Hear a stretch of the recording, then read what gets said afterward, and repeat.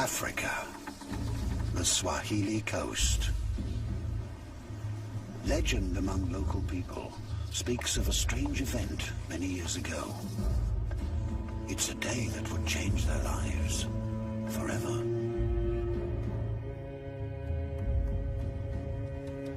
A ghostly assemblage clouded the horizon. Even the blazing sun surrendered to its might. But this was no cloud. It was a fleet of unimaginable size. Giant billowing sails of red silk tower over huge ships. Mysterious, pale-faced men in their thousands stride the decks in white robes, with treasure from a faraway world. Passed down from father to son, this story slowly faded back into the sea, till no one really knew how big the ships really were, where these strangers had come from, or even if they had ever been at all. Because as suddenly as they appeared that day, they vanished, evaporated into the timeless ocean.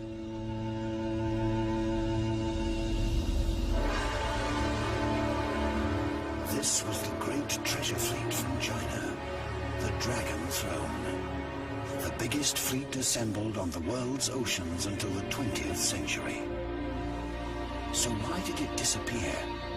And why was their great admiral virtually erased from the annals of history? 600 years later, National Geographic photographer Mike Yamashita sets off on his own epic journey. He'll search for traces of the fleet's 7 voyages as he follows the trail of its visionary commander. A towering eunuch admiral, his name, Zheng He.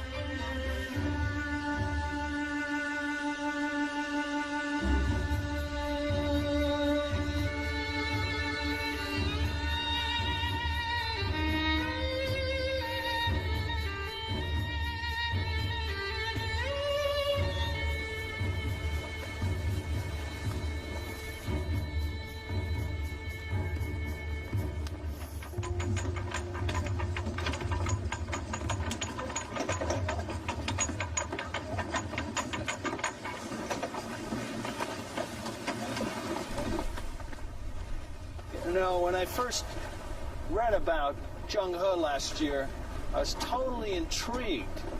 How is it that I had never heard of this guy before? He sailed 40,000 miles across the South China Seas and the Indian Ocean, decades before Columbus and Vasco da Gama had made it to the coast of Africa. The only way I can truly understand these great voyages is to make them myself and get a taste of the worlds that Zheng He and his crews must have experienced 600 years ago. We're on the decks of the Green Eyebrow, a 100-foot replica of a renowned Song Dynasty junk, at the mouth of the Yangtze, exactly where Zheng He started and ended. The great treasure fleet had hundreds of ships, some many times this size, making China the undisputed ruler of the sea. Yet this unprecedented period of Chinese expansion would, one day, suddenly come to an end.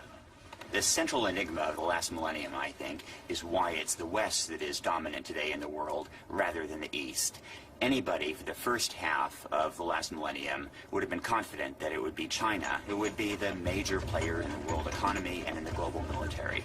And instead, about halfway through the millennium, something happened, and in fact it was Europe and people of European stock who ended up triumphant today.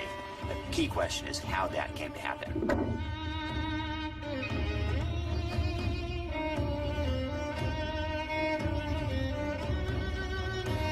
27,000 men, 317 ships, giants of the ocean. Some 400 feet in length, under the masterly eye of its titanic leader.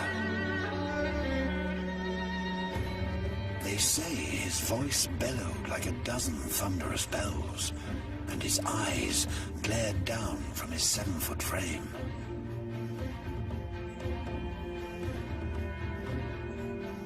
A formidable man, with power to wield as he chose, in peace or in war.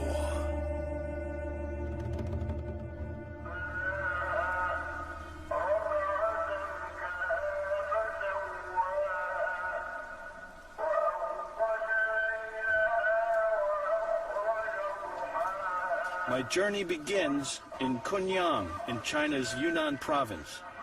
It was here that Zheng He spent his first 10 years.